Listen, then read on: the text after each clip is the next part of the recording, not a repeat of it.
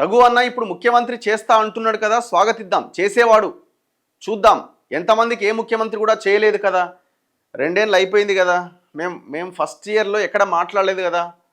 First 1 ఇయర్లో 2 ఏళ్ళు అయిపోయింది కదా. ఇంకేం లేదు ఇక్కడ. ఇంకొక 1 ఇయర్ అయితే ఎలక్షన్ పీరియడ్ స్టార్ట్ అవుతుంది. ఇప్పుడు రేపు జిహెచ్ఎంసీ వచ్చిందంటే ఒక మినీ సంగ్రామమే. ఇంకేడ ఉంది, సమయం ఎక్కడుంది?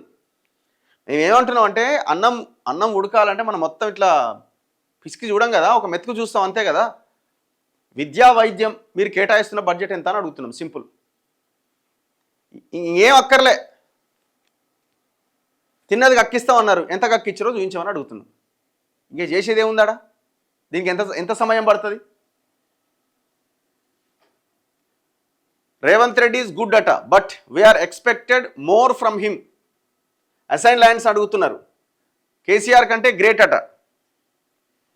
థియరీ వేరే, ప్రాక్టికల్స్ వేరే. అన్న అవుట్సోర్సింగ్ ఉద్యోగులకు జీతాలు లేవు. మొన్న వాళ్ళు ఎవరు ఆ మిషన్ భగీరథ వల్ల వాళ్ళ వీడియో రిలీజ్ చేశారు. 13 నెలలుగా గోస వాళ్ళది, జీతాలు లేవట. ఎంత అన్యాయం అది. యువకులను యువతని పెద్ద ఎత్తున తాగుబోతులను చేసిందట గవర్నమెంట్. అందరే నమ్మలేం. రేవంత్ రెడ్డి పరిపాలన విషయంలో ఇంకా మెరుగుపడాలి. నోటిఫికేషన్ ఇచ్చి ఉద్యోగాలు నింపాలి. నోటిఫికేషన్ ఇచ్చింది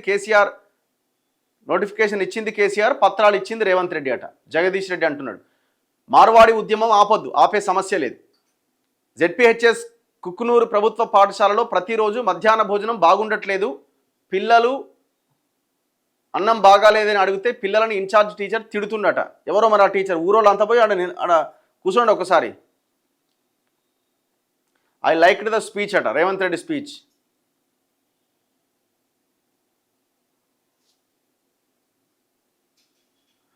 నీ జర్నలిజం మొత్తం మారిపోయింది రఘు. నువ్వు అమ్ముడు పోయే న్యూస్లు చెప్తున్నావు, డైవర్ట్ చేసి చెప్తున్నావు. అప్పటి రఘు కాదు నువ్వు. అంటే ఏందో చెప్పొచ్చు కదా, 2 లైన్లు రాయి.